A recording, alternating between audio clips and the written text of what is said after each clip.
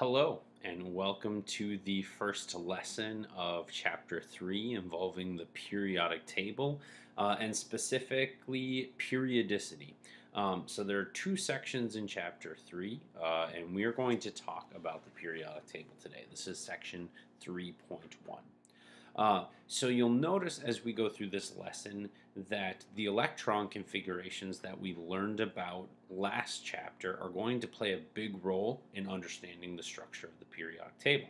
Now, historically, it actually happened conversely. We had roughly the structure of the periodic table before we had this quantum mechanical model of the atom, or even the Bohr model. Right? J.J. Thomson hadn't even done his experiment yet to demonstrate that there were negatively charged particles in the atom. And so this is really a nice point of convergence where we're able to kind of corroborate this theory or idea or organization of chemical information when later experiments gave us the subatomic structure of an atom. But we'll look at a periodic table here in a couple of minutes. Here are the key understandings that we need to make sure that we hit on. So there are four sublevels when we talk about electron configuration, and we're going to associate those with certain areas on the periodic table. Secondly, the periodic table is split up into groups and columns, and they have different significant things that go with that. We're going to number the groups 1 through 18, which is what IUPAC recommends. IUPAC is the International Union of Pure and Applied Chemistry. N, okay, small n, is going to be the period on the periodic table, which is also the outermost energy level that electrons occupy within an atom. The principal energy level and number of valence electrons in an atom can be figured out from its location on the periodic table, and we already have a little bit of experience calculating that. And then we're going to look at another type of organization on the periodic table, looking at metals, nonmetals, and metalloids. Under guidance, there are a list of a few different specific named portions of the periodic table that we will briefly touch on as well. Finally, a skill that you will need is to be able to deduce an electron configuration based on the position of the periodic table, and then vice versa. If you're given the electron configuration, you need to be able to deduce its location on the periodic table. And we have a little bit of experience with that, so that I don't think will be a big jump for you.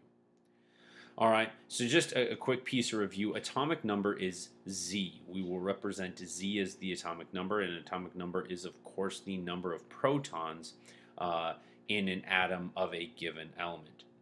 And I bring Z up here because this is how the periodic table is organized. If we go across and then down, we read the periodic table left to right and then down the page in a similar mechanism to Western styles of writing. Z is going to increase by 1 every step of the way, and this is the number of protons within an atom, or the atomic number. All right, so that's functionally how the periodic table is organized, and it's grouped up. I should say, I have to be careful and not use group here. So there are periods and groups. Periods are the horizontal rows, and that's going to be represented with N, right? And demonstrate the outermost energy level that has electrons. And then groups are the vertical columns. And groups are some of the most useful things because we're going to find that within a group, the elements have similar chemical properties. And this is based off the number of valence electrons. So we're going to take a look at the electron configurations on the periodic table here. So we've got a few things to hit on our checkpoint, and we're going to start with the S, P, D, and F sublevels. So the S sublevel has 1 orbital in it, and we would expect 2 electrons to be able to fill a sublevel. And on the left-hand side of the periodic table in light blue, you can see that it says S1 and S2 at the very top. That is the S block. Helium, with an atomic number of 2 up on the upper right hand side, is also part of the S block, but it shares some similar chemical properties to the other elements in group 18. So it goes over there. Helium and hydrogen both kind of belong in two places. So they're stuck on the outside with just to kind of give it some nice symmetry. But we'll have to have some understanding of some duality for those two elements. The P block is in that reddish color on the right hand side. You can see it's labeled P1 through P6. A P sublevel has 3 suborbitals, and we would expect that to hold 6 electrons. So it is 6 groups across. The D block is kind of smack dab in the middle. It is labeled D1 through D10. All right, and it is yellow. The D sublevel has 5 orbitals and holds 10 electrons per level. And then the island at the bottom of the periodic table is the F block, and this is labeled 1 through 14. And so the F block has 7 orbitals, as expected, holds 14 electrons across. All right, so that is the structure of the periodic table as it relates to that quantum mechanical model of the atom. When we talk about the different orbitals that electrons can occupy, the periodic table reflects that structure with its own structure. So the S block starts at S1, or 1s, I should say. So the first energy level has an S sublevel. The P block starts at 2 and goes through 7. The D block goes through 3 and goes through 6. And the F block starts at 4 and goes through 5.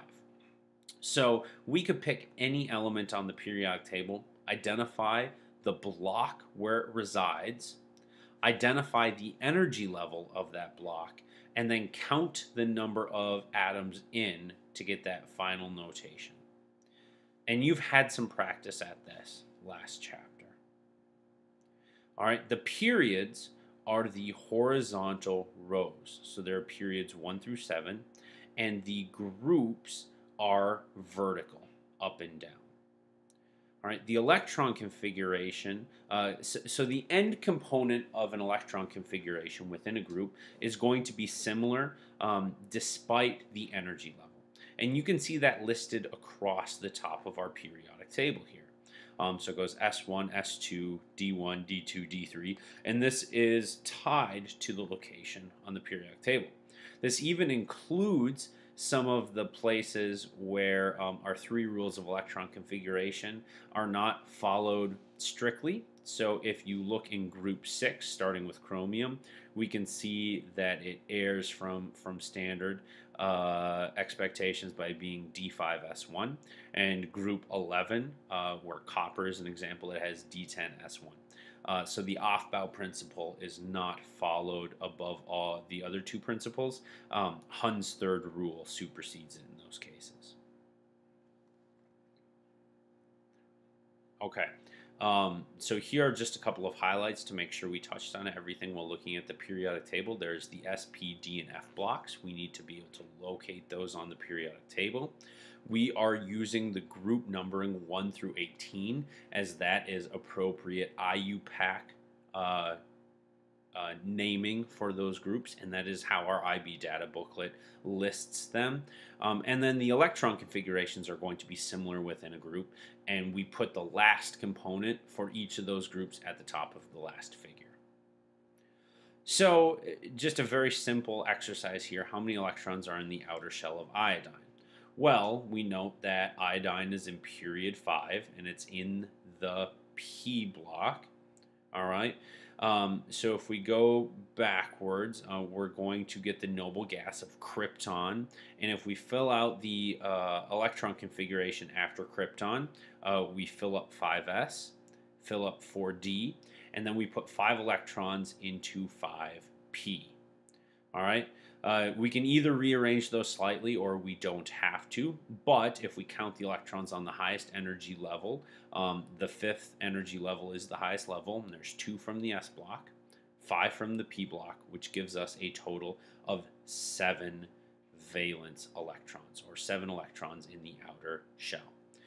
We care so much about valence electrons because ultimately, when we talk about bonding next chapter, the valence electrons are the electrons that are involved with bonding, whether it's covalent or ionic bonds. The valence electrons are really going to dictate how these different elements behave. Okay, just a few more classifications here. Nonmetals are basically found on the right-hand side in the upper portion of the P block. Okay, so there are 2 groups here that we absolutely need to know about. The halogens are group 17, and they're an extremely reactive group of gases. We're going to have to talk about those a little more when we get into section 3.2, but they're so reactive, they basically never exist on their own. They're diatomic. They're always going to be bonded to something else. And then very unlike the halogens, we have our noble gases. This is group 18. Now, these are the most stable elements on the periodic table. It's not that it's impossible for them to react, but their electron configurations are so stable, right? They have a full valence shell, a full outer energy shell, that they just tend not to react. There's not a more stable configuration for them to seek or attempt to obtain, so they just don't transfer or share electrons. Metals are found on the left-hand side of the periodic table. The S, D, and F block are all metals, so there are lots and lots of metals. And there are even some metals in the P block at the very bottom left-hand corner. Tin and lead are a couple of examples of that. Alkali metals, group 1, are the most reactive group of metals. And that is another name of a group that we need to be aware of. Sodium is an example of this. And metalloids are found on the staircase. And according to IB, these are the 6 metalloids that we need to know. Metalloids are kind of an interesting classification for elements. They share some properties of metals and nonmetals. Chemically, they're a little more alike nonmetals, but they can conduct electricity very well, similar to metals. So it just depends on the specific metalloid. Transition metals are the D block. So that big group in the middle, and those are a lot of the heavy metals that we're aware of in the world, and some of the precious metals as well. The lanthanoids are the top row of the F block, and the actinoids are the bottom row of the F block.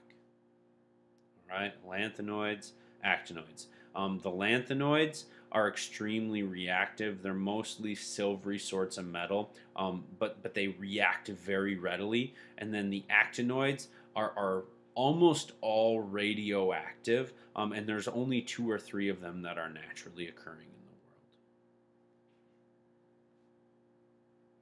world. Okay, I'm going to have you check Schoology to get your assignment from here. Thank you.